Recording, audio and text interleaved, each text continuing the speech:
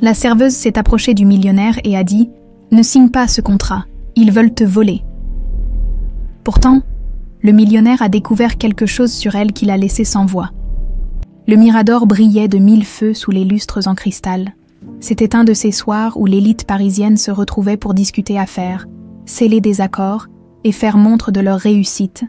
Des rires feutrés résonnaient entre les murs recouverts de miroirs dorés, tandis que le doux parfum des plats raffinés se mêlait à celui des roses fraîches ornant chaque table. Les serveurs glissaient silencieusement entre les convives, veillant à ce que chaque détail soit parfait. Au milieu de cette scène animée, Mélanie avançait avec grâce, un plateau chargé de verre en cristal à la main, son uniforme noir impeccable, contrastait avec sa peau pâle et ses cheveux châtain clair, relevés en un chignon simple. Sa posture discrète et son sourire poli la rendaient presque invisible, et c'était exactement ce qu'elle voulait. Mais ce soir-là, ses yeux bruns étaient fixés sur une table en particulier, Pascal Lefebvre. Il était là, comme prévu.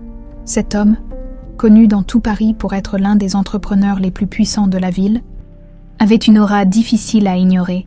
Ses cheveux poivre et sel soigneusement coiffés, son costume sombre parfaitement taillé, et surtout, ce regard perçant qui semblait tout analyser. Il n'était pas seulement riche, il imposait le respect. Il n'était pas seul. 3 hommes, bien habillés, étaient assis en face de lui. Leur langage corporel indiquait une certaine nervosité. Bien qu'ils tentassent de la masquer derrière des sourires polis, Mélanie, en versant du vin dans leur verre, remarqua le léger tremblement dans la main de l'un d'eux et l'échange de regards furtifs. Mais ce qui attira réellement son attention, ce fut la langue qu'ils employèrent soudainement, un dialecte germanique peu commun. Elle fronça imperceptiblement les sourcils. Il pense sans doute que personne ne les comprendra ici, mais elle comprenait, parfaitement. Son père lui avait appris plusieurs langues, l'allemand, le néerlandais, le russe. Son père disait toujours « À ma fille, si tu maîtrises les langues, tu maîtrises le monde. » Ce souvenir lui serra le cœur. Depuis qu'il était parti, la vie n'avait jamais été la même. Elle tendit l'oreille, feignant de vérifier la propreté d'un couvert. Les mots qu'elle entendit lui glacèrent le sang. « Ce contrat est une formalité. Une fois signé, il n'aura plus rien. Son entreprise s'effondrera sans même qu'il comprenne pourquoi. À ce moment-là, nous reprendrons ses actifs à bas prix. Il n'aura aucun recours. » Mélanie sentit son souffle se bloquer dans sa gorge. C'est une arnaque. Ils allaient ruiner Pascal Lefebvre.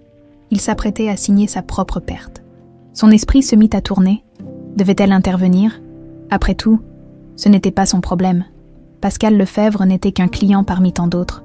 Pourquoi risquerait-elle sa place pour lui? Mais une petite voix en elle refusait de rester silencieuse.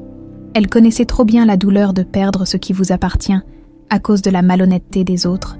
Elle respira profondément, posa son plateau sur une desserte voisine et se dirigea vers la table, ses pas légers et assurés. « Monsieur Lefebvre, souhaitez-vous un peu plus d'eau ?» demanda-t-elle d'un ton neutre, en se penchant légèrement vers lui. Mais au lieu de remplir le verre, elle murmura, à peine audible. « Ne signez pas ce contrat, ils cherchent à vous ruiner. » Pascal leva brusquement les yeux vers elle. Ses sourcils se froncèrent. « Pardon » souffla-t-il, incrédule. Les 3 hommes échangèrent des regards perplexes. Ne comprenant pas ce qui venait de se passer, Mélanie baissa légèrement les yeux, mais sa voix resta ferme. « Je sais ce que j'ai entendu. Ils vous mentent. Ce contrat est une arnaque. » Pascal la fixa intensément, peu habitué à ce qu'on lui parle ainsi, surtout de la part d'une serveuse. Il plissa les yeux. « Comment savez-vous cela ?» murmura-t-il. « Parce que je parle leur langue. Et parce que je sais comment fonctionnent ces accords, ce qu'ils vous proposent n'a aucun sens. Une serveuse qui parle plusieurs langues et connaît les subtilités des contrats financiers, demanda-t-il, mi-ironique, mi-curieux. Vous êtes bien plus intéressante que vous n'en avez l'air. Mélanie ne détourna pas le regard. Demandez-leur si vous ne me croyez pas, ou poursuivez cette discussion, et vous verrez par vous-même. Pascal, sans dire un mot, se redressa. Messieurs, je crois que nous allons interrompre cette réunion pour aujourd'hui. Les investisseurs, surpris, tentèrent de protester. Mais Pascal avait déjà pris sa décision. Vous, venez avec moi. Nous devons parler. Mélanie hésita une fraction de seconde, mais c'était trop tard pour reculer. Elle le suivit hors de la salle, sous les regards intrigués des clients et du personnel. Dans un salon privé, Pascal referma la porte derrière eux. « Très bien, qui êtes-vous réellement ?» demanda-t-il, les bras croisés. « Et comment connaissez-vous les rouages d'un marché financier aussi complexe ?» Mélanie leva les yeux vers lui. « Parce que je ne suis pas simplement une serveuse. » Elle inspira profondément, ses mains tremblant légèrement. « Je suis la fille d'Alexandre Dubois. » Pascal recula d'un pas, comme frappé par une révélation. « Non, ce n'est pas possible, » murmura-t-il, le souffle coupé. Un silence tendu s'installa. Pascal fixait Mélanie comme s'il venait de voir un fantôme. « Alexandre était mon ami, mais il est mort. Et ma vie est morte avec lui, » répondit Mélanie, les yeux brillants. « Mais si vous m'écoutez, je vous expliquerai pourquoi tout cela n'est peut-être pas un hasard. » Le silence dans le salon privé était presque oppressant. Pascal continuait à fixer Mélanie, les bras croisés, son regard trahissant un mélange d'incrédulité et de souvenirs douloureux. Ce nom, Alexandre Dubois, résonnait dans son esprit. Il n'avait pas entendu ce nom depuis des années. Alexandre, son ami d'enfance, son frère de cœur. L'idée que la jeune femme se tenant devant lui soit sa fille lui semblait irréelle. « Vous mentez !» Sa voix était sèche, presque glaciale. « Pourquoi mentirais-je » répondit Mélanie sans fléchir. « Vous savez qui était mon père. Vous savez ce qu'il possédait. Et vous savez ce qu'il a perdu. » Pascal serra la mâchoire. Il se souvenait d'Alexandre, de ses rêves, de ses ambitions, de cette fortune qu'il avait bâtie avec tant de passion. Puis, l'accident tragique, une mort soudaine. Après cela, plus rien, aucune trace de sa famille.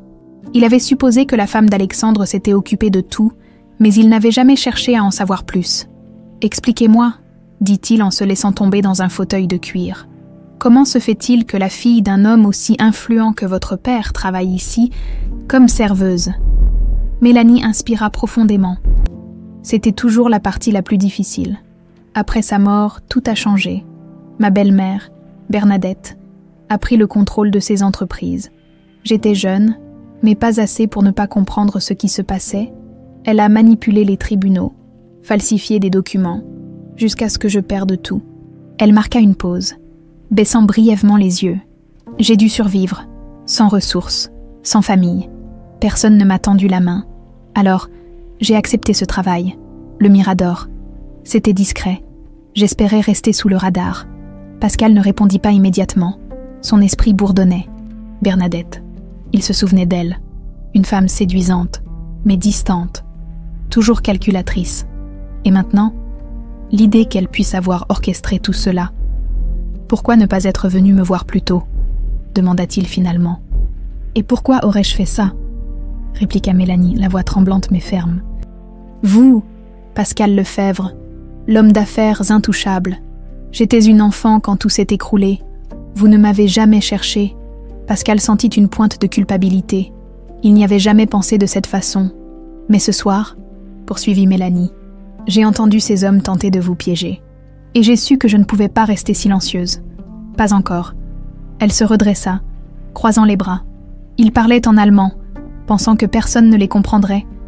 Mais je comprenais chaque mot. Ils veulent vous ruiner. Pascal se frotta le menton. Songeur, il se leva brusquement et fit les 100 pas dans la pièce.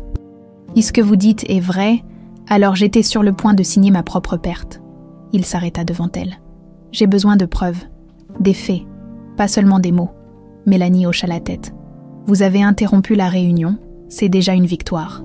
Vous devez maintenant creuser plus profondément. Ces hommes ne sont pas venus seuls. Ils travaillent pour quelqu'un. Et j'ai une idée de qui. » Pascal arqua un sourcil. « Qui ? Bernadette. » Le nom résonna comme un coup de tonnerre dans la pièce. « C'est insensé. Pourquoi serait-elle mêlée à cela ? Parce qu'elle a toujours voulu plus. Et si elle sent que vous pourriez représenter une menace, elle n'hésitera pas à vous éliminer du jeu. » Pascal sentit un frisson lui parcourir l'échine. L'idée qu'il puisse être pris dans un complot si complexe le troublait profondément. Pourtant, il ne pouvait ignorer les paroles de Mélanie. « Si vous avez raison, alors nous devons agir vite, » déclara-t-il. Mélanie hocha la tête. « Je peux vous aider ? Pourquoi faire ça ?» demanda-t-il en la fixant. « Pourquoi m'aider après tout ce temps ?» Elle soutint son regard sans vaciller. « Parce que je suis fatiguée de fuir. Si Bernadette pense qu'elle peut manipuler tout le monde sans conséquence, elle se trompe. Cette fois, Elle n'aura pas le dernier mot. Pascal réfléchit un instant, puis tendit la main vers elle. « Très bien, Mélanie Dubois. Nous allons reprendre ce qui vous appartient, ensemble. » Elle le regarda, puis saisit sa main avec détermination. Ensemble, dans ce simple mot résonnait une promesse. Mélanie savait que le chemin serait long. Bernadette était puissante, rusée, mais avec Pascal à ses côtés, elle avait une chance, une vraie chance. Pascal, de son côté, ne pouvait s'empêcher de repenser à Alexandre. Il lui devait bien cela. Dans la salle principale, les conversations continuaient, insouciantes, mais derrière cette porte close, une bataille venait de commencer, une bataille pour la vérité, la justice et la mémoire d'un homme que la cupidité avait réduit au silence. Mélanie jeta un dernier regard vers la salle avant de suivre Pascal. Cette fois, elle n'était plus seule. Pascal n'arrivait pas à détourner son regard de Mélanie. Le nom du bois résonnait encore dans son esprit, ravivant des souvenirs qu'il avait longtemps tenté d'oublier. Alexandre Dubois, son ami d'enfance. Ils avaient grandi ensemble dans les rues élégantes du 16e arrondissement, partageant des rêves de grandeur, de liberté, de conquête. Alexandre était toujours celui qui croyait en des projets plus grands, plus risqués. Pascal, plus réservé, plus calculateur. Deux tempéraments différents, mais une amitié indéfectible, jusqu'au jour où leurs chemins s'étaient séparés. Pascal s'était lancé dans ses affaires, construisant son empire, brique par brique. Alexandre, lui, avait hérité de la fortune familiale et l'avait fait prospérer à sa manière.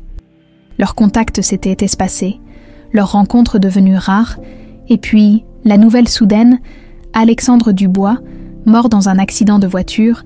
Pascal se souvenait parfaitement du choc qu'il avait ressenti, mais il ne s'était pas rendu à l'enterrement. Trop de travail, trop d'affaires en cours, un regret qu'il avait soigneusement enterré, et maintenant, devant lui, se tenait Mélanie, la fille d'Alexandre. « Vous devez comprendre, » commença Pascal, d'une voix plus douce. « Je croyais que votre famille avait tout géré après sa mort, je n'ai jamais su que vous existiez. » Mélanie croisa les bras. S'adossant contre le mur du salon privé, ses traits étaient tendus, son regard chargé d'émotion. « C'est parce que Bernadette s'est arrangée pour que personne ne sache, elle a effacé mon existence, tout comme elle a effacé celle de mon père. » Pascal fronça les sourcils. « Je me souviens d'elle. Toujours élégante mais froide. Elle ne parlait presque jamais. Je ne l'aimais pas beaucoup, pour être honnête. Vous aviez raison. » Mélanie laissa échapper un rire amer. Elle a toujours su se montrer charmante en public, mais en privé, elle n'a jamais voulu de moi. Après la mort de mon père, elle a pris tout ce qu'il possédait. La maison, les entreprises, les comptes bancaires, elle a falsifié des documents, affirmant que tout lui revenait. J'ai essayé de me battre, mais j'étais seule, sans ressources. Pascal se passa une main sur le visage, comme pour balayer le poids de la révélation. Et vous avez fini ici, au Mirador. J'avais besoin d'un emploi pour survivre. Et le Mirador est fréquenté par des gens importants, j'espérais. Elle hésita. J'espérais peut-être croiser quelqu'un qui pourrait m'aider, mais je n'aurais jamais imaginé que ce serait vous. Pascal s'assit, croisant les jambes, son regard toujours fixé sur elle. Si Bernadette a réussi à faire tout ça, c'est qu'elle a dû corrompre des gens. Personne ne peut effacer un héritage de cette ampleur sans complicité. Exactement. Mélanie s'approcha de la table, posant les mains à plat sur la surface polie. C'est pour ça que je crois qu'elle n'a pas agi seule, ce que j'ai entendu ce soir. Ces hommes qui voulaient vous piéger, ça ne peut pas être une coïncidence. Pascal hocha lentement la tête. Vous pensez qu'elle cherche à me ruiner, moi aussi? Si vous étiez proche de mon père, si elle vous perçoit comme un obstacle à ses plans, alors oui, elle veut éliminer toutes les menaces. Un silence pesa sur la pièce. Pascal tapota du doigt la table, réfléchissant. Très bien. Nous devons commencer par vérifier les documents relatifs à la succession de votre père. Si elle a falsifié des papiers, il doit y avoir des failles. Mélanie esquissa un sourire amer. J'aimerais croire que c'est aussi simple. Mais Bernadette était méthodique. Elle a eu des années pour couvrir ses traces. Alors nous devons trouver quelqu'un qui sait, quelqu'un qui était là à l'époque. Mélanie releva la tête, ses yeux brillants d'espoir. Il y a une personne, l'ancien avocat de mon père, maître de la Roche. Je me souviens qu'il venait souvent à la maison quand j'étais enfant. Mais après la mort de mon père, il a disparu de notre vie. Vous savez où le trouver? Non, mais je peux chercher. J'ai quelques pistes. Pascal se leva d'un bond. Non, laissez-moi faire. Avec mes contacts, je le retrouverai rapidement. Mélanie le regarda avec méfiance. Pourquoi faire ça pour moi? Vous ne me devez rien. Pascal s'approcha d'elle, plantant son regard dans le sien. Je le dois à votre père. Alexandre Dubois m'a beaucoup aidé à mes débuts. Sans lui, je ne serais peut-être pas là aujourd'hui. Et puis, il marqua une pause. Je crois que j'ai ignoré certaines choses à l'époque. Peut-être que je me suis convaincue que tout allait bien, mais je ne peux plus fermer les yeux maintenant. Mélanie le scruta un instant, puis acquiesça. Très bien, alors faisons-le ensemble. Pascal esquissa un sourire. Nous allons démasquer Bernadette, et cette fois, elle ne s'en sortira pas. Mélanie sourit en retour, pour la première fois avec sincérité. Une détermination nouvelle brillait dans ses yeux.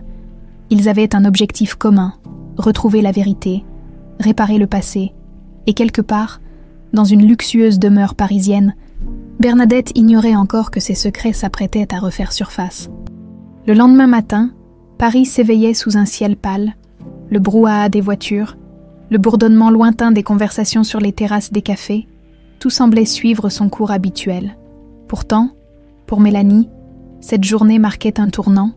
Après des années de silence, elle avait enfin une chance de reprendre ce qui lui avait été volé.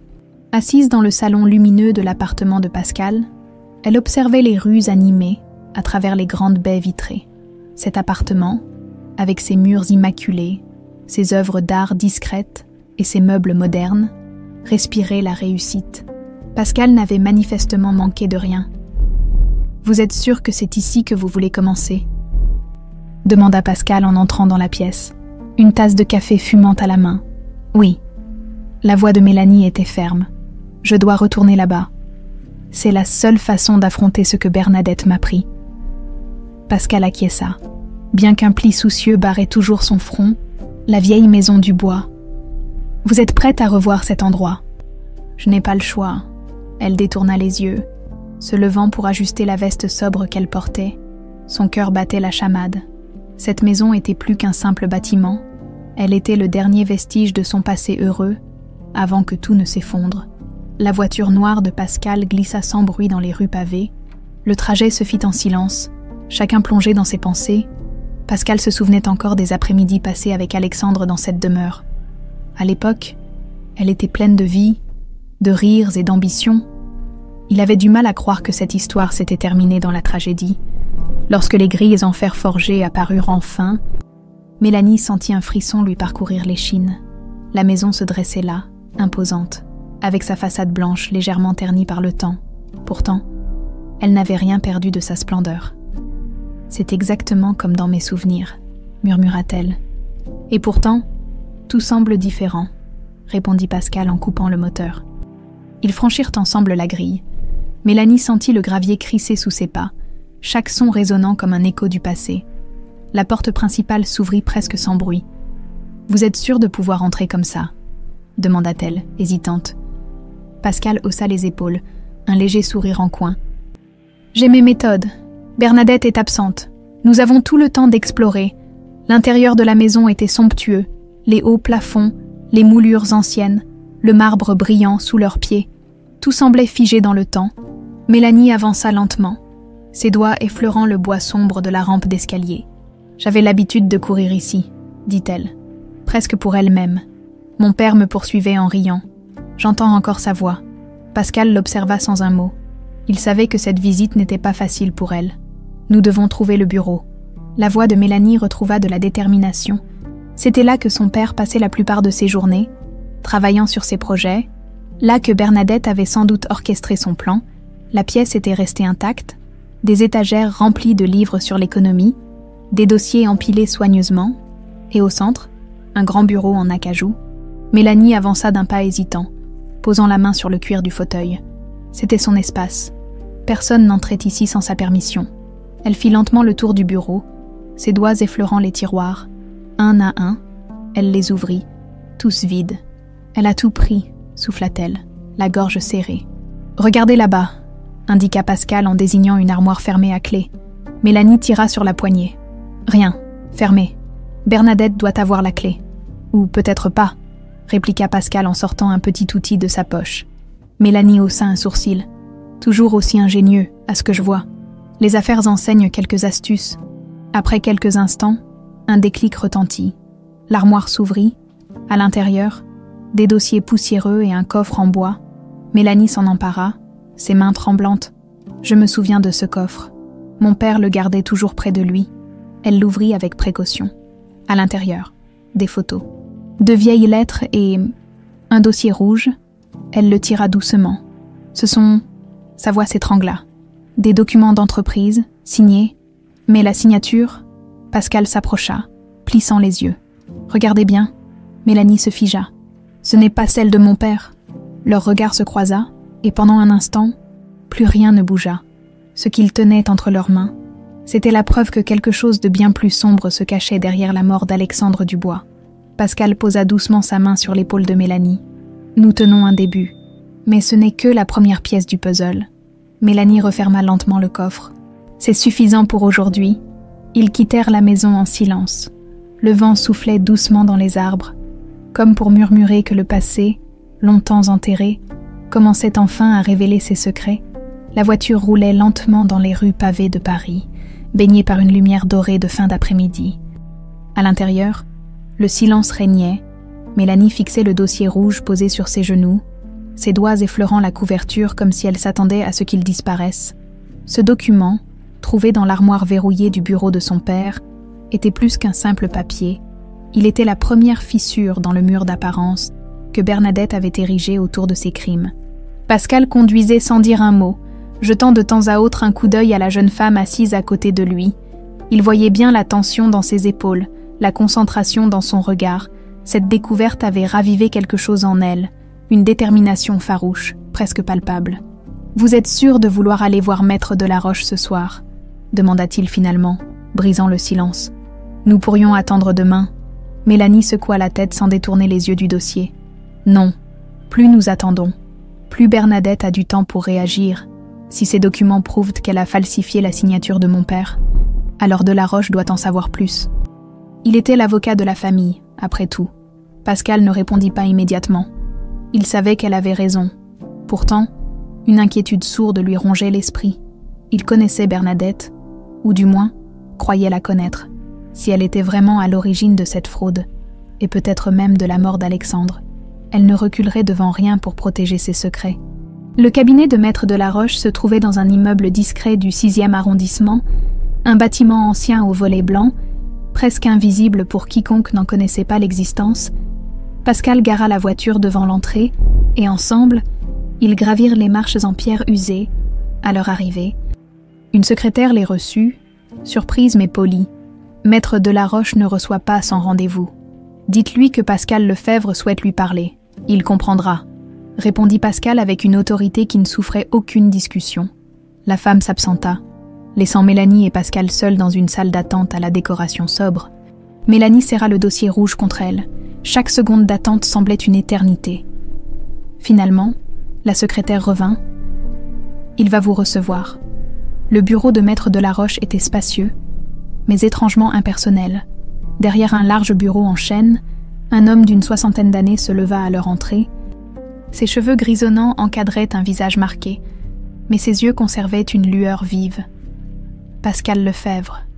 Quel honneur. Cela fait si longtemps. Puis, son regard se posa sur Mélanie. Il se figea. « Mon Dieu, vous êtes... » « Mélanie Dubois, » répondit-elle d'une voix ferme. « La fille d'Alexandre. » Un silence lourd s'abattit sur la pièce. Maître Delaroche sembla chercher ses mots, déstabilisé. « Je croyais que vous aviez quitté la France. C'est ce que Bernadette voulait que vous croyiez. » Elle s'avança, posant le dossier rouge sur le bureau.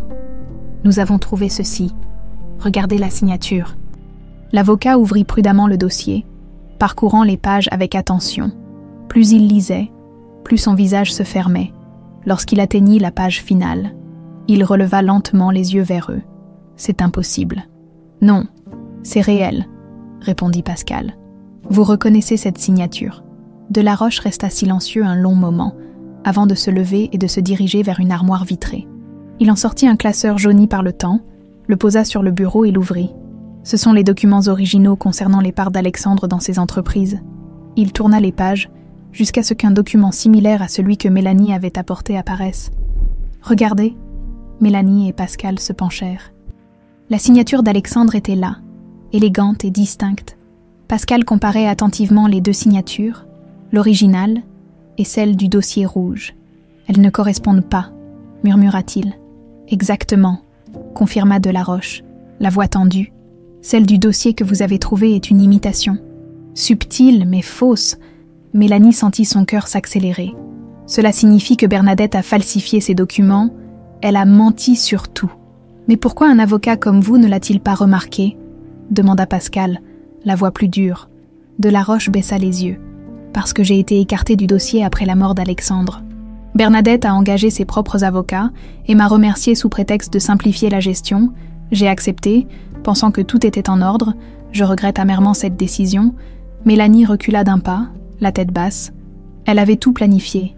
Même vous n'avez rien vu venir. Mais maintenant, nous savons, reprit Pascal, et nous avons une preuve. Delaroche se redressa. Vous ne pouvez pas l'accuser uniquement sur cette base. Elle dira que c'est une erreur. Il nous faut plus. Et où le trouver ? Demanda Mélanie, la voix tendue. L'avocat se frotta le menton. Il y a peut-être un moyen. Alexandre tenait un journal de ses transactions. Si ce journal existe encore, il pourrait contenir des détails que personne d'autre ne connaissait. Mais où chercher ? Demanda Pascal. Delaroche eut un sourire amer. Il le gardait toujours avec lui. S'il a disparu, il est peut-être caché dans un endroit où Bernadette n'a pas pensé à regarder.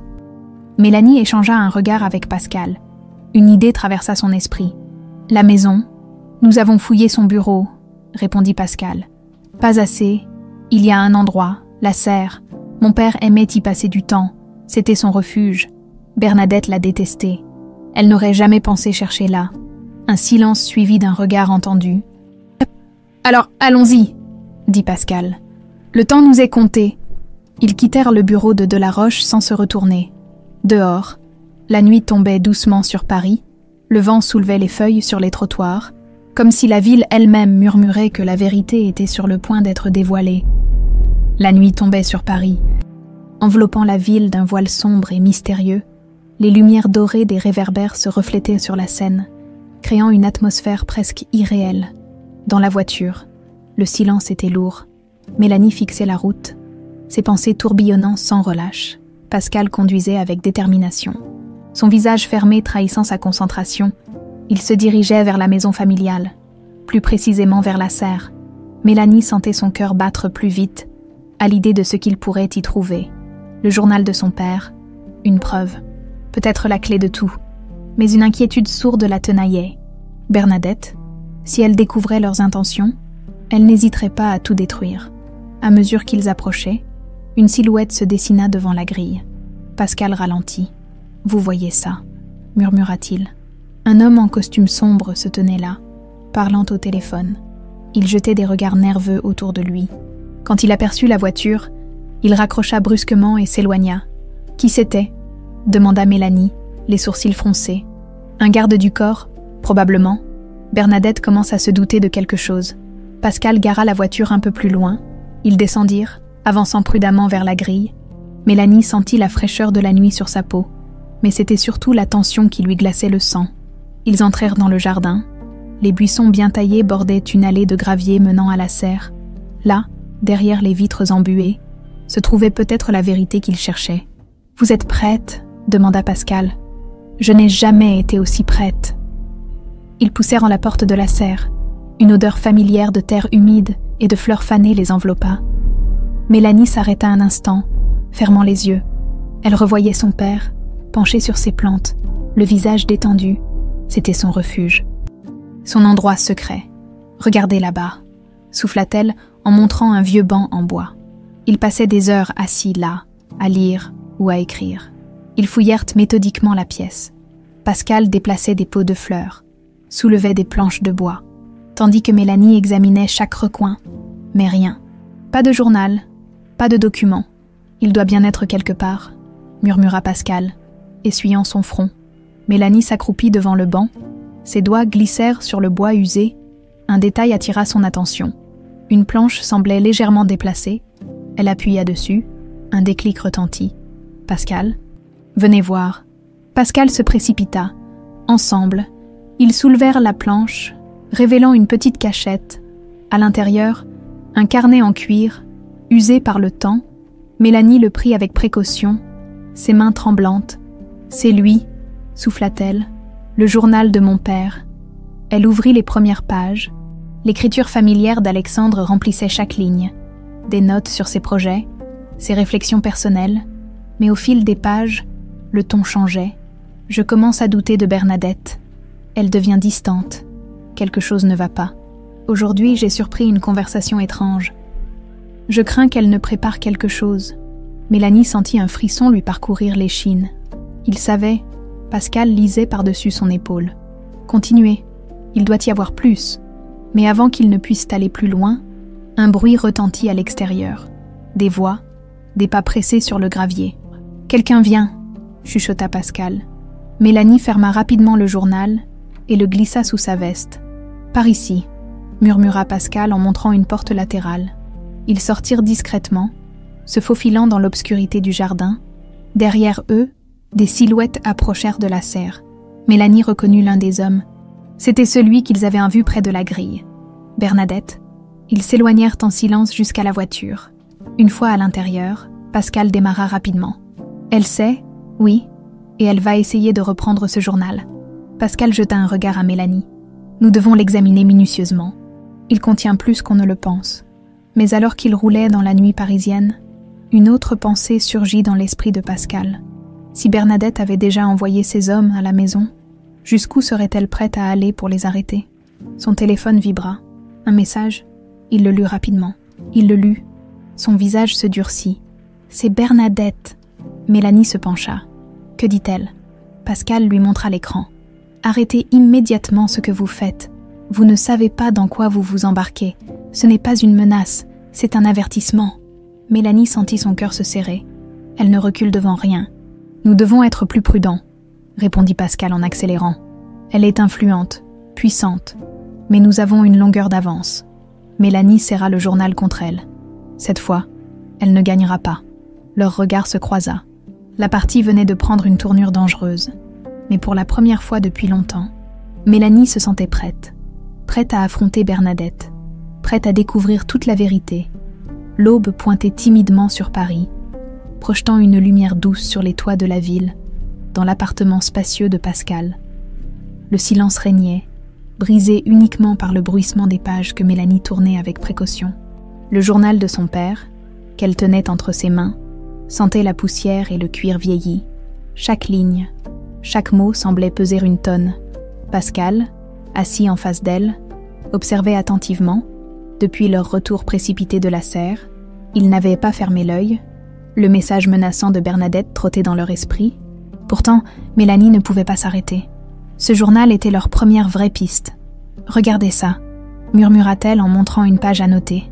Pascal se pencha pour lire. « Rencontre étrange avec Delcourt ». Bernadette semblait nerveuse après leur conversation. « Une transaction importante se profile. Dois-je m'inquiéter ? Delcourt, ce nom me dit quelque chose », dit Pascal en fronçant les sourcils. « C'était un des partenaires de mon père, je crois. Mais il a disparu du paysage après la mort de papa. » Pascal se leva brusquement et se dirigea vers son bureau. Il fouilla dans un tiroir et en sortit un classeur plein de documents. « J'ai gardé des rapports sur les principales figures du marché à l'époque. » Delcourt y figurait sûrement. Pendant qu'il cherchait, Mélanie continua de lire. Plus elle avançait, plus les mots prenaient une tournure sombre. « Bernadette me cache quelque chose. Elle reçoit des appels tard dans la nuit. J'ai engagé un détective pour en savoir plus. S'il m'arrive quelque chose, j'espère que Mélanie retrouvera ses lignes. » Ses mains tremblèrent légèrement. Son père savait, il avait pressenti le danger, mais personne ne l'avait écouté. « Trouvé ?» s'exclama Pascal. Il posa une fiche sur la table. « Édouard Delcourt, ancien associé d'Alexandre Dubois, après la mort de votre père, il a vendu toutes ses parts dans l'entreprise et a quitté Paris. Aucune trace depuis. Vous croyez qu'il savait quelque chose? Si votre père le mentionne dans son journal, c'est qu'il avait un rôle à jouer. peut-être même dans la disparition des documents légaux. Mélanie hocha la tête, déterminée. Nous devons le retrouver.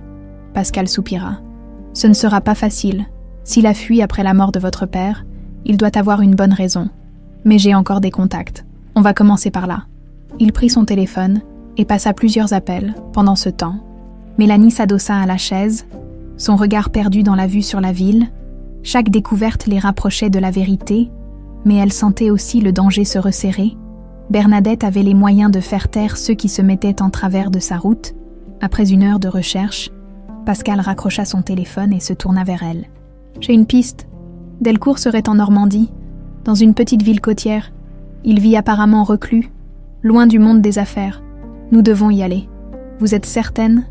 demanda Pascal, la scrutant du regard. « Si Bernadette nous suit, elle nous suit déjà. Autant avancer avant qu'elle ne nous rattrape. » Un sourire approbateur étira les lèvres de Pascal. « Alors, partons. » Quelques heures plus tard, la voiture filait sur les routes sinueuses menant à la côte normande. Le paysage verdoyant défilait, contrastant avec la tension qui régnait à l'intérieur du véhicule. Mélanie se rappelait des voyages en famille qu'elle faisait avec son père. À l'époque, la route semblait plus longue, mais pleine de promesses. Aujourd'hui, elle conduisait vers un passé qu'elle n'était pas certaine d'être prête à affronter. Ils arrivèrent dans un petit village bordé par la mer, des maisons en pierre, des ruelles étroites, et le cri des mouettes constituait un tableau paisible.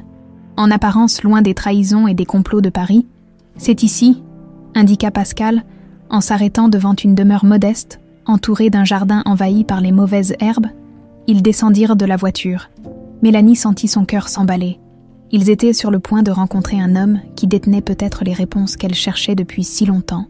Pascal frappa à la porte. Aucun bruit. Il frappa de nouveau. Plus fort cette fois. Après un long moment, la porte s'ouvrit enfin. Un vieil homme apparut, les traits marqués par le temps, les yeux cernés et méfiants. Il les observa sans dire un mot. « Monsieur Delcourt ?» demanda Pascal. L'homme ne répondit pas immédiatement. Son regard se posa sur Mélanie. Ses yeux s'élargirent légèrement. « Vous... » souffla-t-il. « Vous êtes... » Mélanie Dubois. Delcourt recula d'un pas, comme s'il venait de voir un fantôme. « Ce n'est pas possible.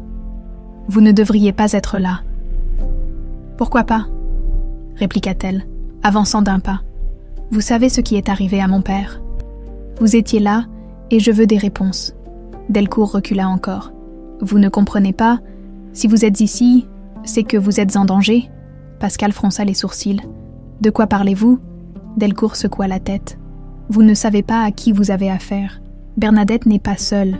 Elle n'a jamais été seule. » Mélanie sentit un frisson glacé lui parcourir le dos. « Expliquez-vous. » Mais avant que Delcourt ne puisse répondre, un bruit de moteur retentit dans la rue.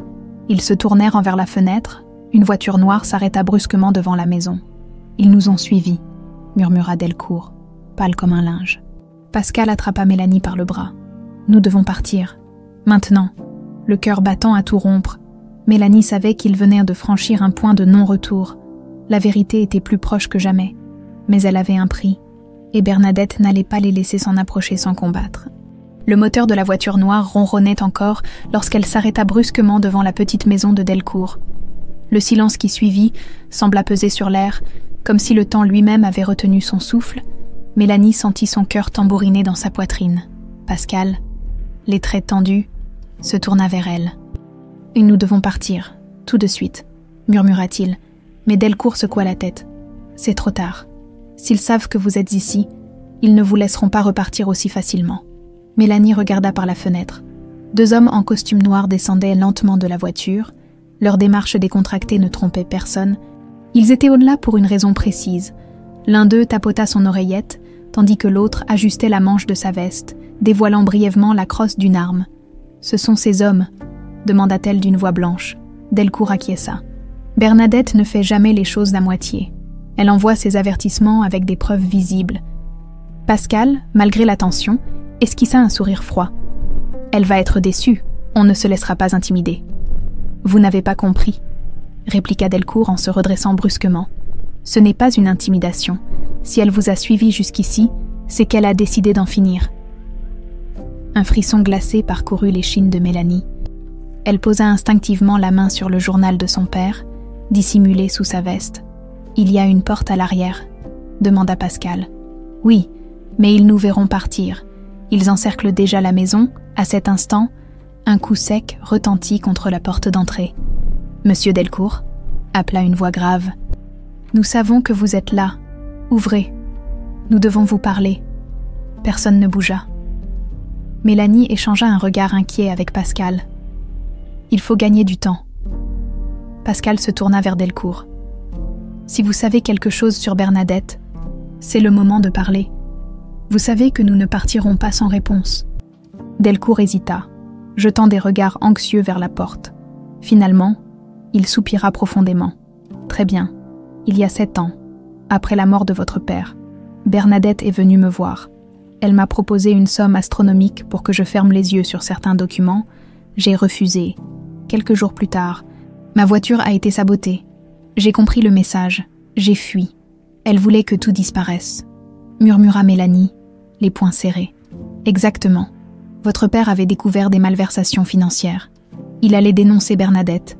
Mais elle l'a devancé. Les coups à la porte se firent plus insistants. « Monsieur Delcourt, ouvrez !» Pascal serra les mâchoires. « On doit partir. Par la fenêtre du fond. » Ils ne s'attendent pas à ça. Sans perdre une seconde, ils traversèrent à la maison. Delcourt ouvrit une petite fenêtre donnant sur un étroit passage arrière. Pascal passa le premier, aidant Mélanie à le suivre. Ils coururent dans la ruelle, le souffle court, les bruits de pas résonnant derrière eux. La ville semblait déserte, les cris des mouettes et le clapotis des vagues, si apaisants quelques heures plus tôt, prenaient désormais une teinte menaçante. Ils coururent jusqu'à la voiture de Pascal. Il fit claquer la portière, démarra en trombe, et la voiture s'élança sur la route côtière. Mélanie jeta un dernier regard vers la maison de Delcourt, de plus en plus petite dans le rétroviseur. « Nous avons quelque chose » souffla-t-elle. « Une preuve, et un témoin. Mais Bernadette ne reculera devant rien, » répondit Pascal, les yeux fixés sur la route. « Nous devons être prêts. » Le trajet jusqu'à Paris se fit sans un mot. La tension était palpable. Delcourt, assis sur la banquette arrière, semblait accablé par le poids de ses souvenirs. Mélanie tenait toujours le journal contre elle. Elle savait que ce carnet était leur arme la plus précieuse, mais aussi la plus dangereuse. Lorsqu'ils arrivèrent à Paris, la ville était baignée par les lumières du soir. Pascal gara la voiture dans le parking souterrain de son immeuble. « Vous resterez ici cette nuit » dit-il à Delcourt. « C'est plus sûr. Vous pensez vraiment que Bernadette va s'arrêter là » répliqua Delcourt nerveux. « Elle sait où je suis maintenant. C'est exactement pourquoi nous devons contre-attaquer. » Pascal se tourna vers Mélanie. « J'ai une idée. » « Laquelle ?» « Bernadette organise une réception demain soir. Un événement mondain, très médiatisé. C'est l'occasion parfaite pour la confronter devant tout le monde. Vous voulez la défier publiquement ? Oui. Si nous faisons éclater la vérité sous les yeux de ses alliés, elle ne pourra plus fuir. » Mélanie réfléchit un instant. L'idée était risquée, très risquée. Mais elle savait que Pascal avait raison. Bernadette comptait sur l'ombre pour protéger ses secrets. La lumière serait leur arme. « Très bien, » acquiesça-t-elle. « Nous irons ensemble. » Pascal esquissa un sourire, le premier depuis des heures. « Alors préparons-nous. Demain soir, tout changera. » Mélanie se redressa. Le jeu venait de prendre une toute nouvelle dimension. Demain, dans le monde doré de Bernadette, les masques allaient tomber. Et cette fois, la vérité serait impossible à ignorer. La nuit avait été courte.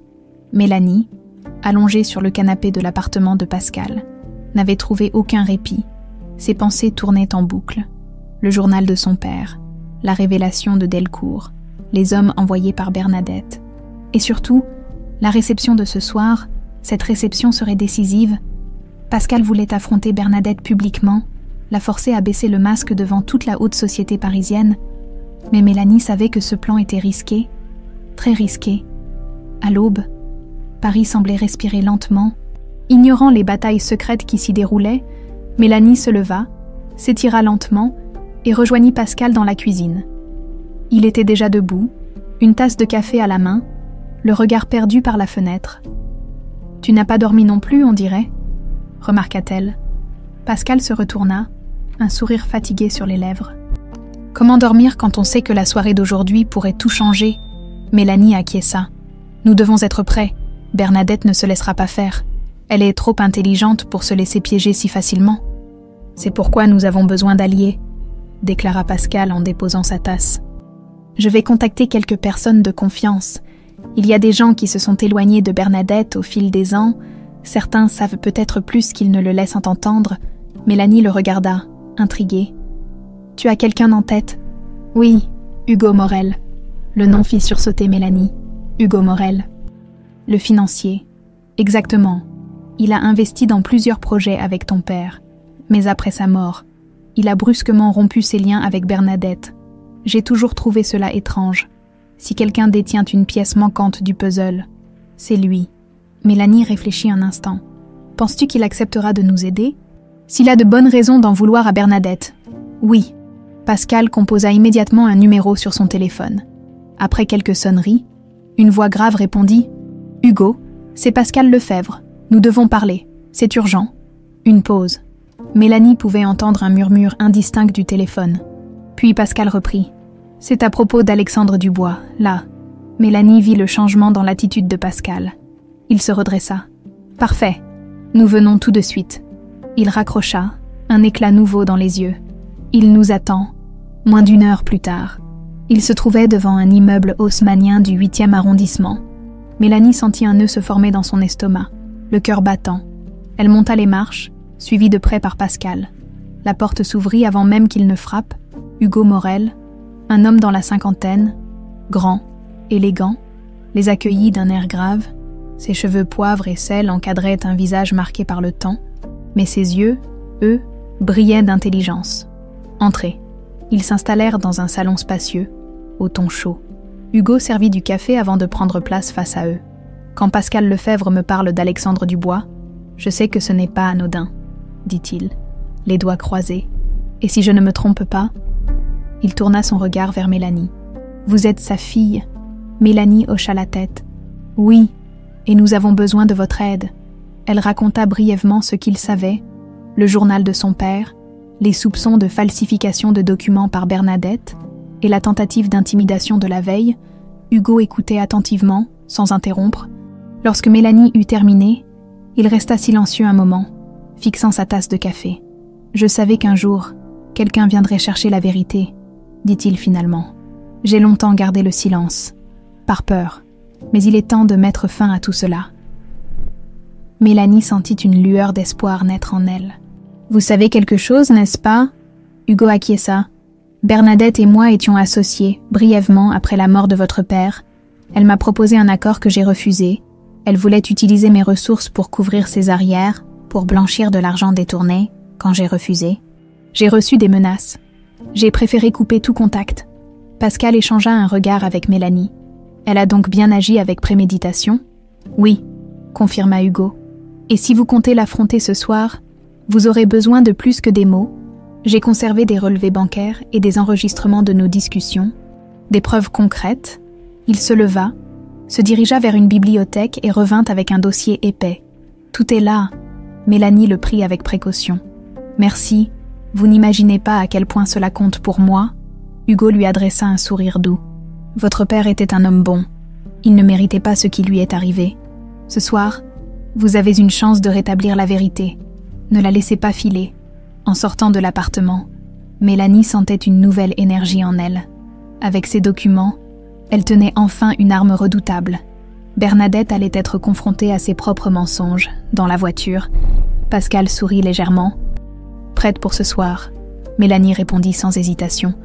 Plus que jamais, ce soir, dans la lumière aveuglante d'une réception mondaine, la vérité allait éclater, les masques tomberaient, et Bernadette ne pourrait plus se cacher. La nuit était tombée sur Paris, enveloppant la ville d'un voile de mystère. Les lumières scintillantes des réverbères se reflétaient sur la Seine, tandis que les voitures de luxe défilaient devant un hôtel particulier imposant du 7e arrondissement. À l'intérieur, des éclats de rire feutrés et le tintement des verres de cristal emplissaient la salle de réception. La haute société parisienne se pressait pour l'événement organisé par Bernadette Dubois, un rassemblement mondain où pouvoir et influence se croisèrent sous le vernis du luxe. Mélanie observait la scène depuis l'entrée. Sa robe noire, simple mais élégante, contrastait avec les toilettes extravagantes des invités. Ses cheveux, relevés en un chignon impeccable, dégageaient un visage où se lisait une détermination farouche. Ce soir, elle n'était plus la serveuse discrète du Mirador. Ce soir, elle était Mélanie Dubois, prête à récupérer ce qui lui appartenait. À ses côtés, Pascal Lefebvre ajustait les revers de son costume sombre, impeccable comme toujours. Il jetait des regards calculateurs autour de lui. « Tu es sûr de vouloir faire ça ?» demanda-t-il à voix basse. « Plus que jamais », répondit Mélanie sans détourner les yeux de la foule. « C'est ici que tout doit se terminer. » Pascal esquissa un sourire en coin. « Alors, allons-y. » Ils franchirent ensemble le seuil de la salle. Les conversations se suspendirent un instant. Les regards se tournèrent vers eux. Mélanie sentit la tension dans l'air, mais elle ne vacilla pas. Pascal avançait avec assurance, ouvrant la voie, au centre de la pièce. Bernadette Dubois rayonnait, drapée dans une robe rouge éclatante. Elle discutait avec un groupe d'hommes d'affaires influents, ses cheveux blonds, impeccablement coiffés, et son sourire étudié masquait à la perfection la froideur qui habitait son regard. Lorsqu'elle aperçut Pascal et Mélanie, une ombre traversa brièvement son visage, mais en un instant, elle retrouva son sourire, s'avançant vers eux avec une élégance calculée. « Pascal Lefebvre, quel plaisir de vous voir ici !» Sa voix était douce, mais chaque mot semblait peser lourdement. « Bernadette, » répondit Pascal avec un sourire poli, « tu te souviens de Mélanie, j'imagine ?» Le regard de Bernadette se posa sur la jeune femme. Pendant un instant, un éclat de surprise traversa ses yeux, mais elle se ressaisit aussitôt. « Mélanie, quelle surprise! Tu es devenue une belle jeune femme. Et toi, tu n'as pas changé ?» répondit Mélanie, la voix ferme, toujours aussi douée pour manipuler les apparences. Un murmure parcourut les invités proches.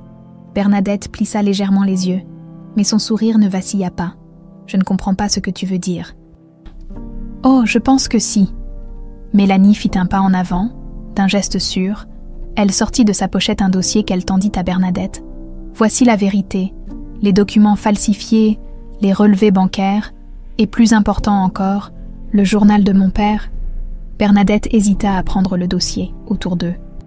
Les conversations s'étaient tues, tous les regards étaient braqués sur elle. « C'est ridicule, » souffla Bernadette, tentant de reprendre contenance. « Tu crois qu'un tas de papier va prouver quoi que ce soit ?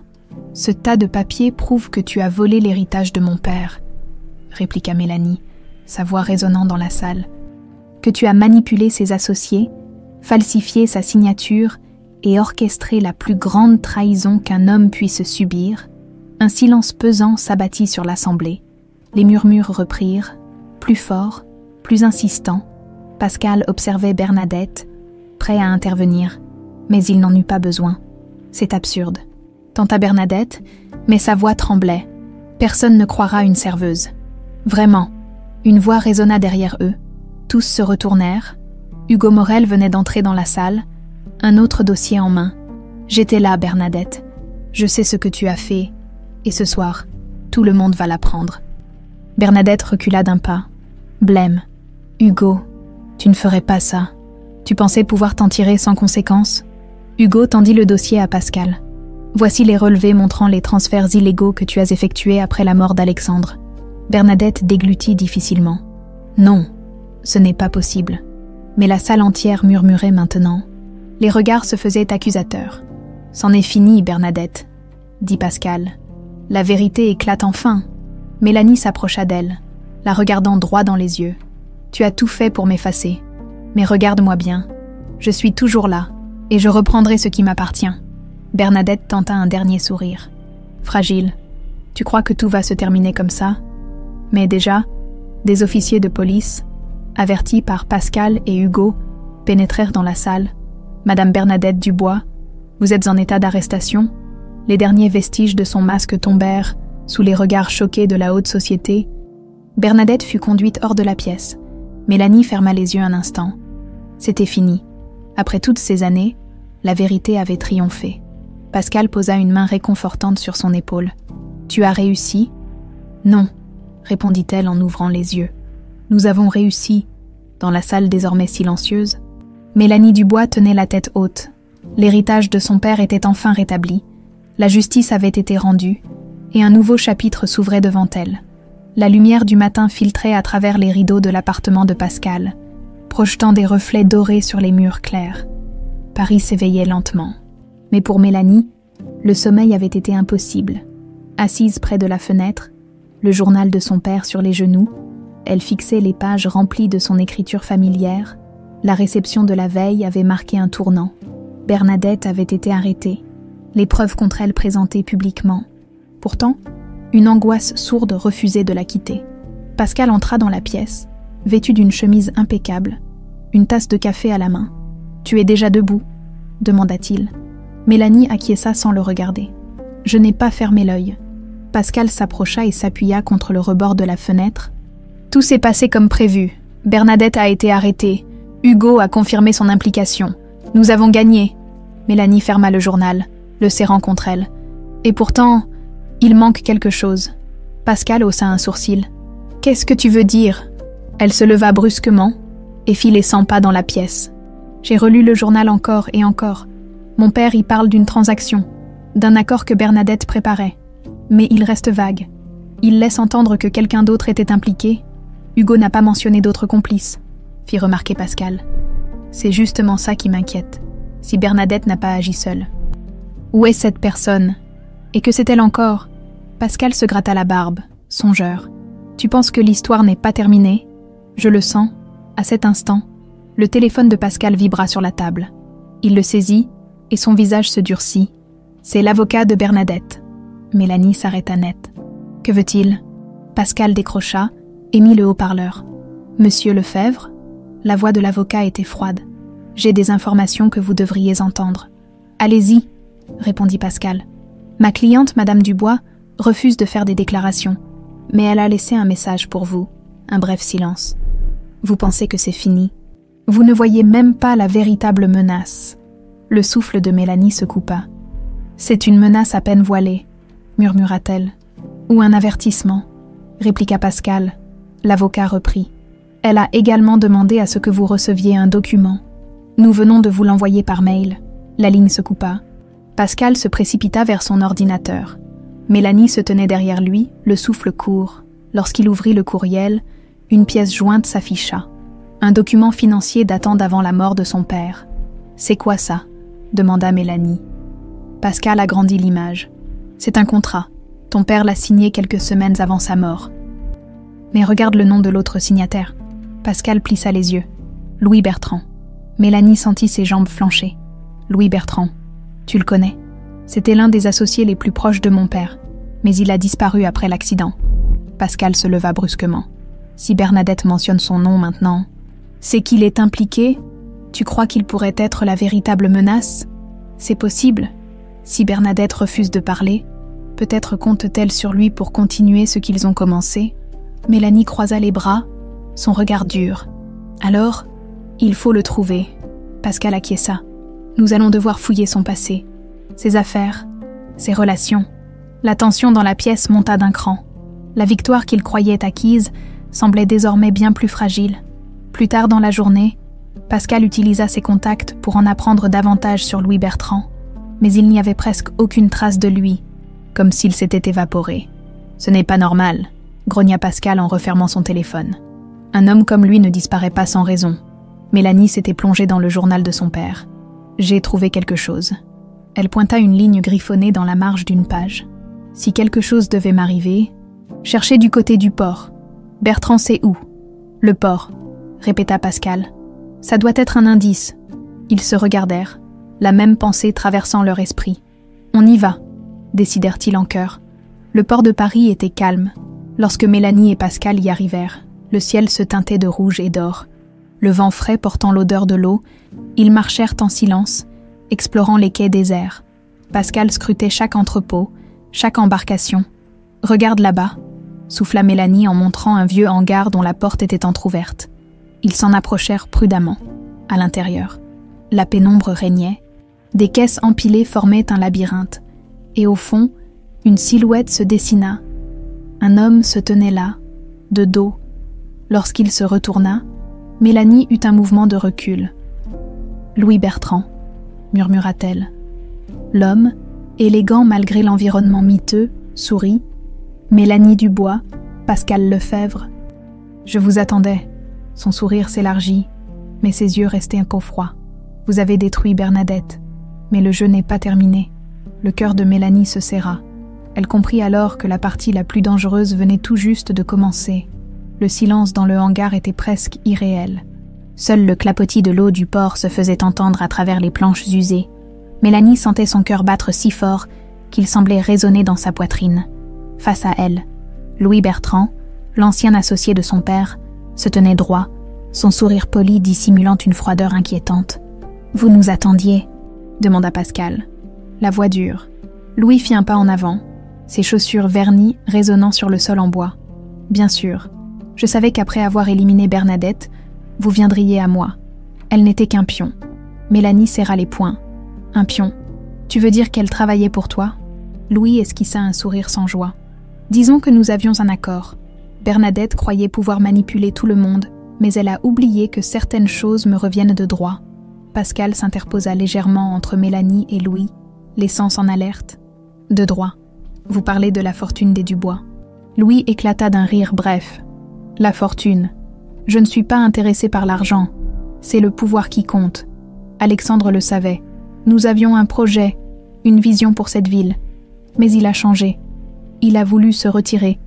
Alors Bernadette et moi avons trouvé un moyen d'assurer la continuité de nos ambitions. » Les mots résonnèrent dans la tête de Mélanie. « Tu es en train de dire que tu es responsable de sa mort. » Louis haussa les épaules. « Je n'ai jamais eu à me salir les mains. Bernadette était très efficace. » Un frisson glacé parcourut Mélanie. « Tu savais que mon père doutait d'elle. Tu savais qu'il écrivait tout dans son journal. Bien sûr. C'est pour cela que j'ai essayé de mettre la main dessus. Mais tu as été plus rapide. » Louis se rapprocha encore, ses yeux clairs brillant d'une intensité dangereuse. « Donne-le-moi, Mélanie. Ce journal n'est pas à toi. Il contient des informations qui, entre de mauvaises mains, pourraient détruire bien plus que la réputation d'une femme comme Bernadette. » Pascal avança d'un pas, le visage fermé. « Vous n'aurez rien. Tout ce que vous avez construit repose sur un mensonge. » Louis se figea un instant, puis sourit de nouveau. « Vous croyez avoir gagné.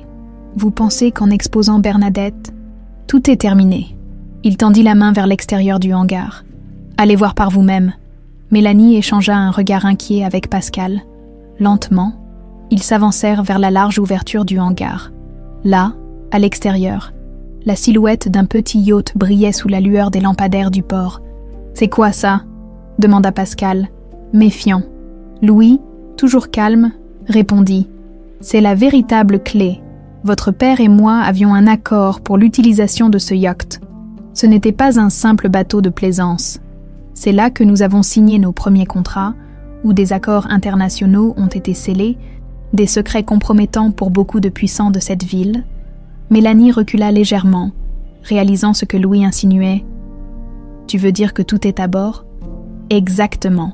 C'est là que réside votre véritable héritage, mais sans moi, vous n'irez pas bien loin. » Pascal comprit immédiatement.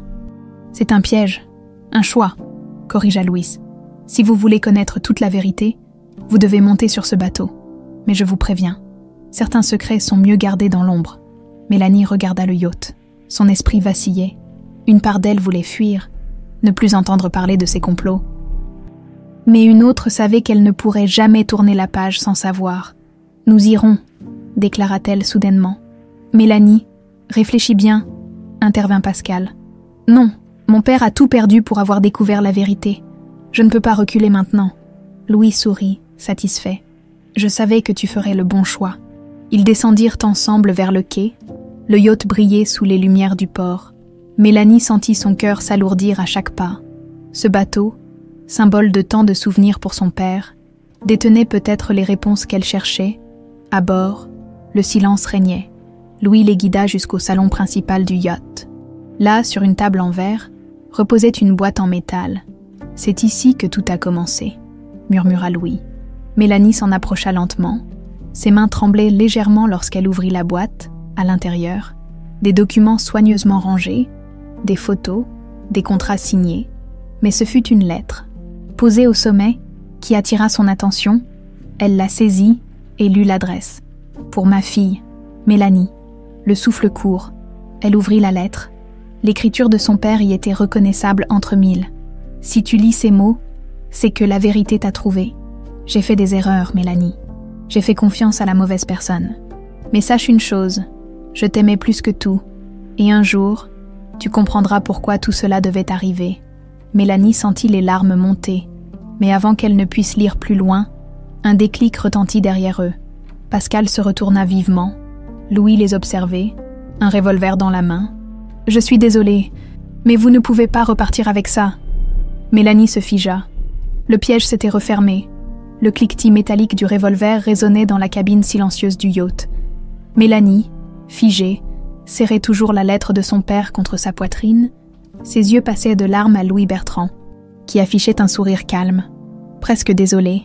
Pascal, quant à lui, s'était interposé légèrement devant Mélanie, le regard fixé sur Louis, son corps tendu, prêt à réagir. « C'est fini, Louis, » dit Pascal d'une voix posée. « Vous n'avez plus besoin de jouer ce jeu. » Louis secoua la tête, son sourire s'élargissant. « Oh, Pascal, ce n'est pas un jeu, vous ne comprenez toujours pas. » Mélanie sentit sa gorge se serrer. « Tu as menti tout ce temps, tu as utilisé Bernadette pour faire le sale boulot. » Louis baissa lentement l'arme, mais son regard ne perdit rien de sa froideur. Bernadette était ambitieuse mais stupide. Elle croyait pouvoir me manipuler, elle voulait l'argent, mais ce n'était qu'un détail. Alexandre et moi avions un projet bien plus grand. Mon père n'aurait jamais cautionné ce que tu as fait, répliqua Mélanie. Louis la fixa longuement avant de répondre. Ton père et moi étions liés par bien plus que des affaires. Mais il a changé. Il a commencé à parler d'arrêter, de tout abandonner. Cela aurait mis en péril tout ce que nous avions construit. Bernadette a vu une opportunité. Je l'ai laissé faire. Pascal serra les dents. Tu parles d'un projet. Quel projet ? Louis s'approcha d'un pas lent, gardant son arme bien visible. Un réseau d'influence politique, économique. Ce yacht a vu naître des accords qui auraient fait de nous les hommes les plus puissants de Paris, mais Alexandre s'est désisté. Il voulait protéger sa fille. Son regard se durcit. La famille, toujours la famille. Mélanie sentit un frisson glacé lui parcourir l'échine. Tu l'as tué parce qu'il voulait protéger sa famille. Louis haussa les épaules. Je n'ai jamais dit que je l'avais tué. Je lui ai seulement donné le choix. Mais il a pris la mauvaise décision. Mélanie sentit ses mains trembler. Son père avait été trahi par son plus proche ami. Et maintenant, demanda Pascal. Tu comptes faire quoi ? Nous tuer aussi. Louis éclata de rire. Un son sec et sans joie. Oh non, Pascal, je ne suis pas un meurtrier. Mais vous ne repartirez pas avec ces documents. Ils contiennent des informations que beaucoup de gens tueraient pour garder secrètes. Il désigna la boîte sur la table. Tout doit rester ici. Ce yacht est le tombeau des secrets. Mélanie se redressa, défiant Louis du regard. « Tu crois que je suis venue jusqu'ici pour repartir les mains vides ?» Louis pencha légèrement la tête. « Tu ne connais pas tout, Mélanie. Ton père t'a protégée de la vérité. Peut-être devrais-tu continuer à vivre dans l'ignorance. »« Non, » répliqua-t-elle fermement. « Je veux savoir. » Louis haussa un sourcil. Puis d'un geste rapide, il fit glisser un tiroir sous la table, à l'intérieur. Un second dossier, plus épais.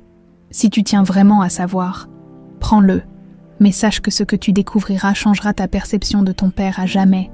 Mélanie hésita. Le regard de Pascal la chercha, cherchant à lire sa décision.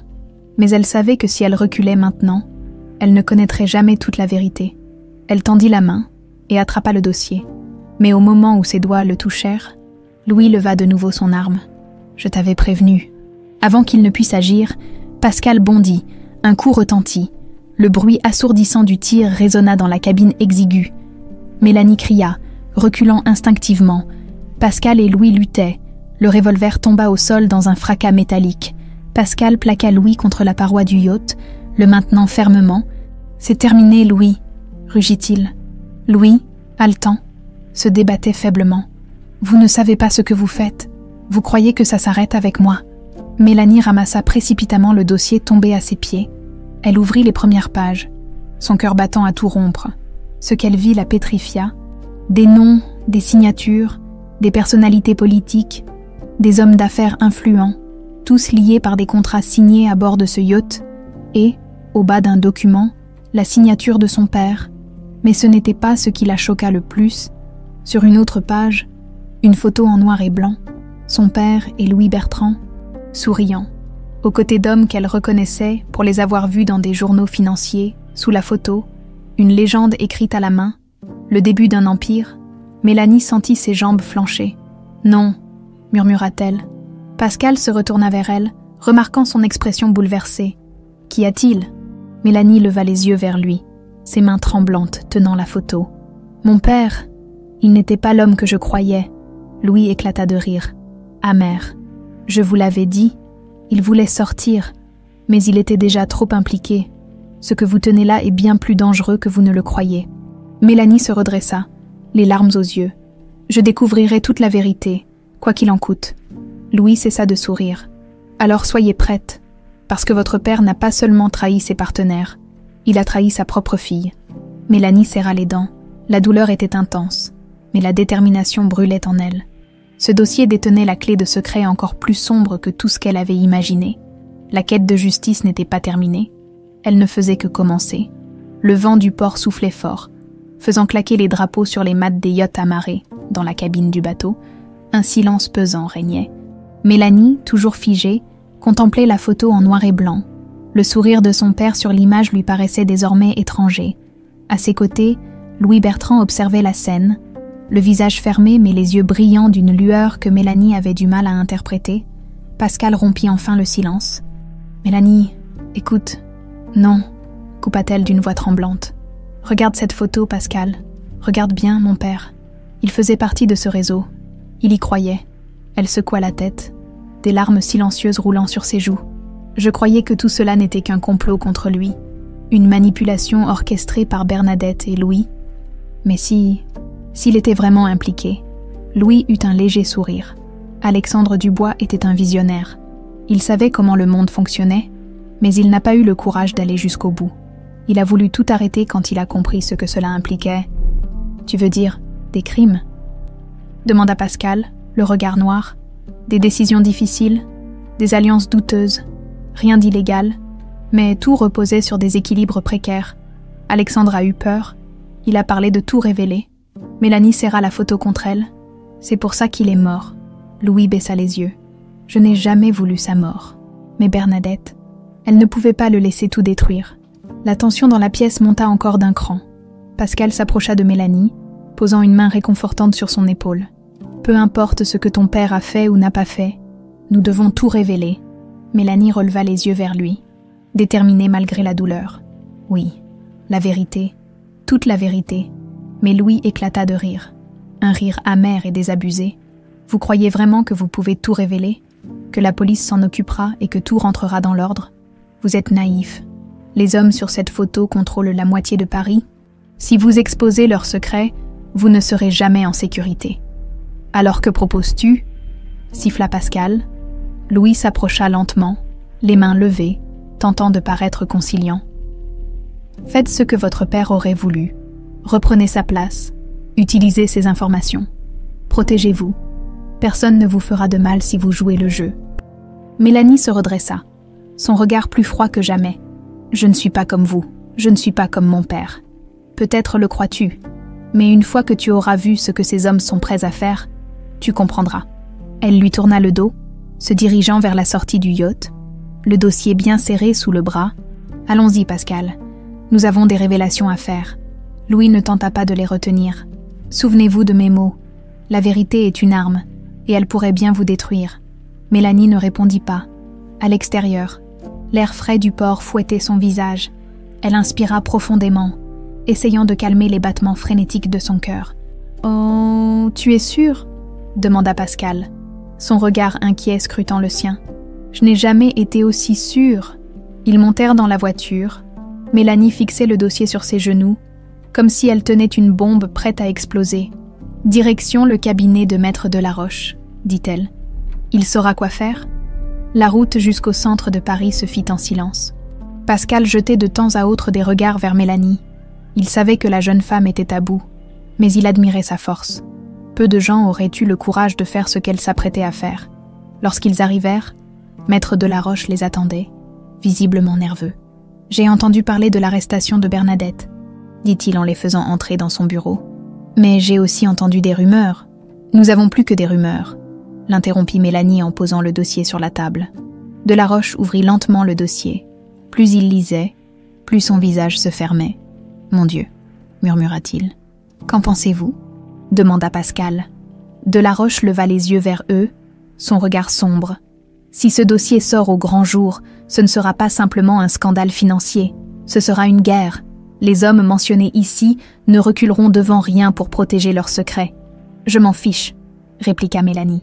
Ils doivent tous tomber. Delaroche se leva, parcourant la pièce d'un pas nerveux. Je vais contacter les autorités, mais soyez prudents. Vous venez de déclarer la guerre à certains des hommes les plus puissants de Paris. Mélanie se leva à son tour.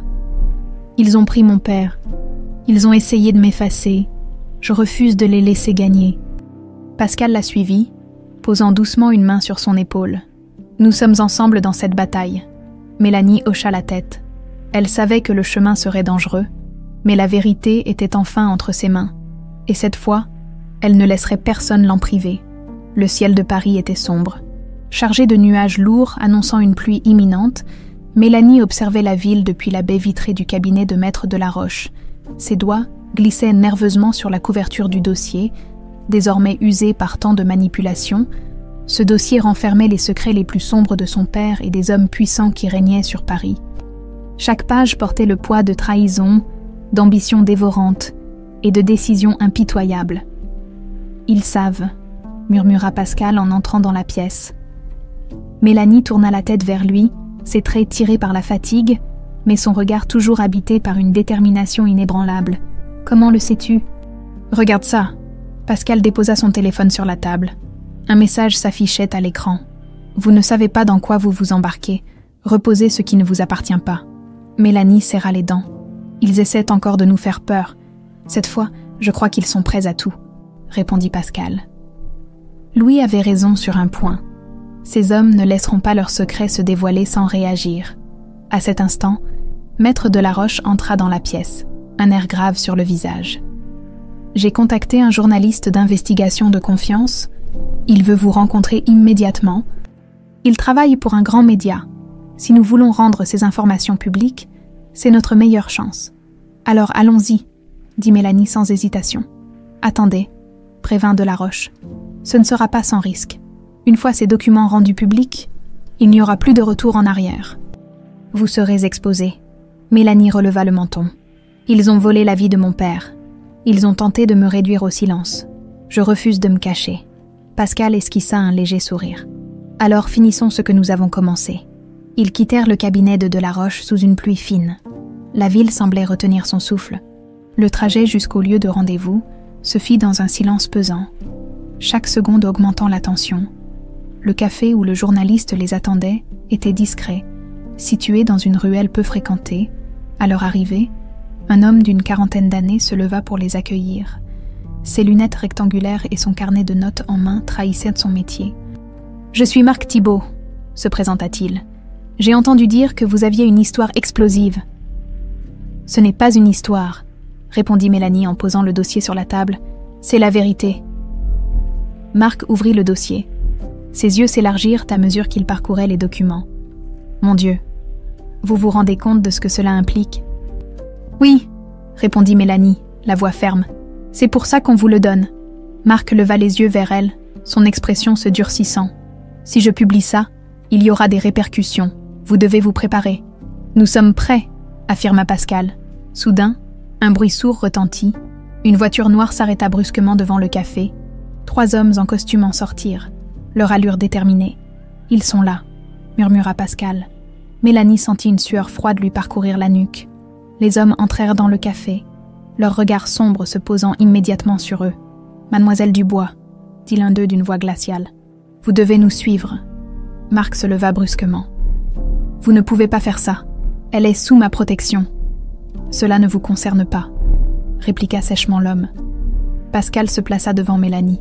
« Touchez-la et vous aurez affaire à moi. » Un instant de tension suspendit la scène, mais avant que quiconque ne puisse réagir.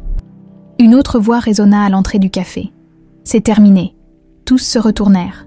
Louis Bertrand se tenait là, essoufflé, trempé par la pluie. « Reculez. » Les hommes en costume hésitèrent. Louis s'avança. « Mélanie doit finir ce que son père a commencé. »« Pourquoi ce revirement ?» demanda Pascal. Méfiant, Louis croisa le regard de Mélanie. « Parce que j'ai compris. Alexandre avait raison. Tout cela doit s'arrêter. Les hommes échangèrent des regards, puis reculèrent lentement, quittant le café sans un mot. Le silence retomba.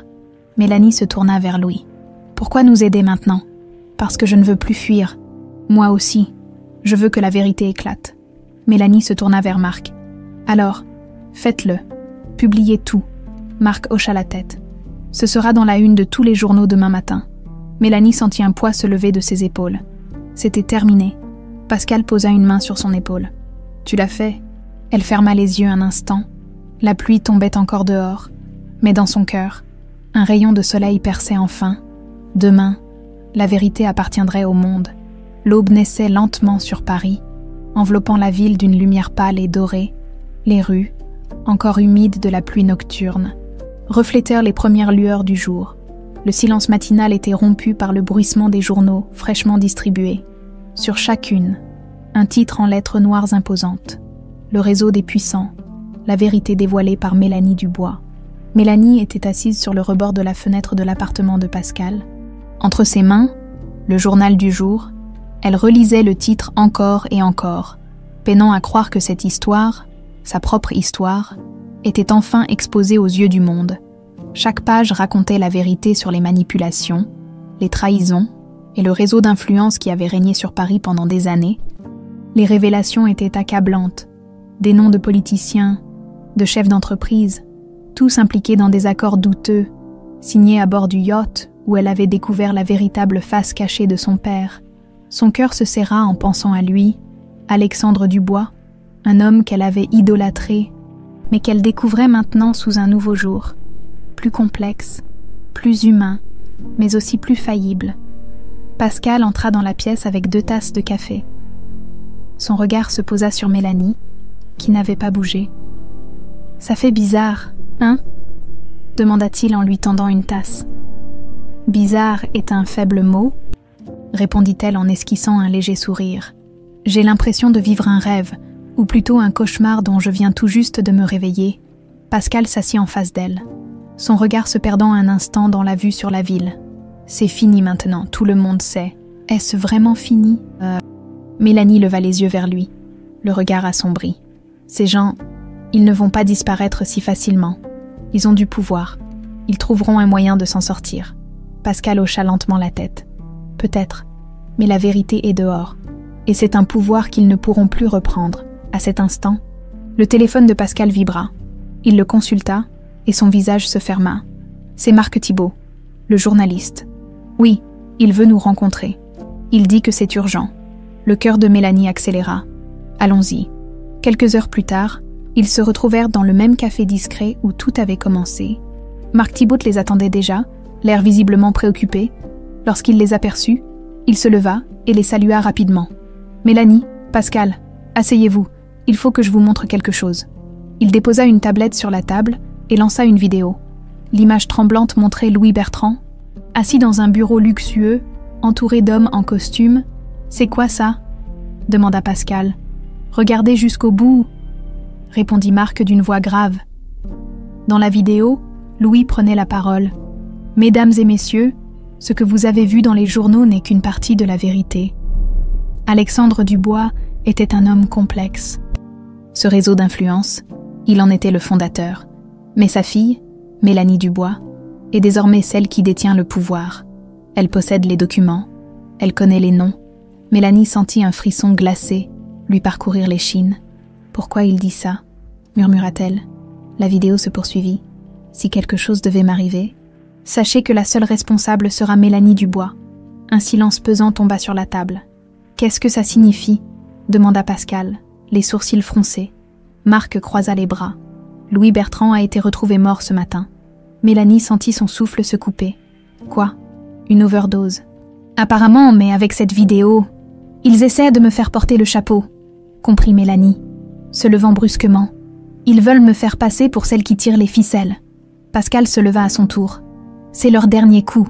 Si le public croit que tu es impliqué, toute la vérité que nous avons révélée sera discréditée. Marc acquiesça. C'est pour ça que je voulais vous voir. Nous devons réagir immédiatement. Mélanie se rassit, essayant de calmer les battements frénétiques de son cœur. Quelles options avons-nous ? Marc réfléchit un instant avant de répondre. Une interview en direct, tu dois parler au public. Clarifier les choses, montrer que tu n'as rien à cacher. Tu penses vraiment que ça suffira ? Demanda Pascal. Ça doit suffire. Mélanie ferma les yeux un instant.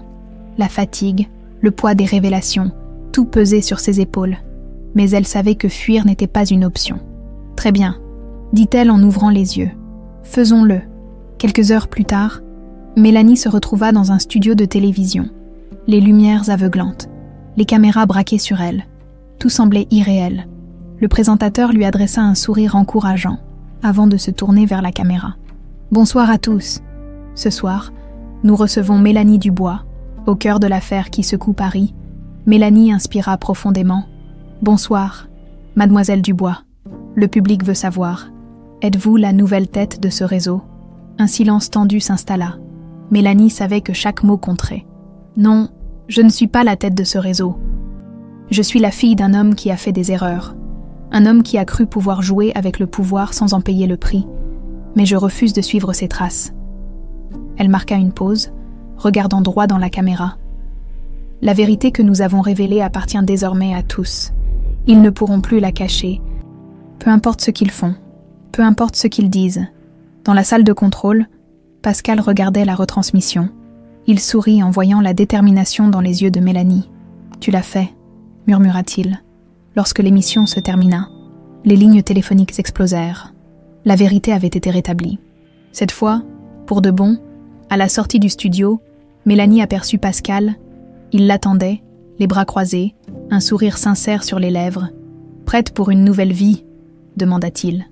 Mélanie hocha la tête. « Prête. » Ils descendirent ensemble les marches du studio, sous les flashs des photographes. Paris brillait sous les lumières de la nuit, pour la première fois depuis longtemps. Mélanie Dubois se sentait libre. La vérité avait triomphé, et une nouvelle histoire pouvait enfin commencer.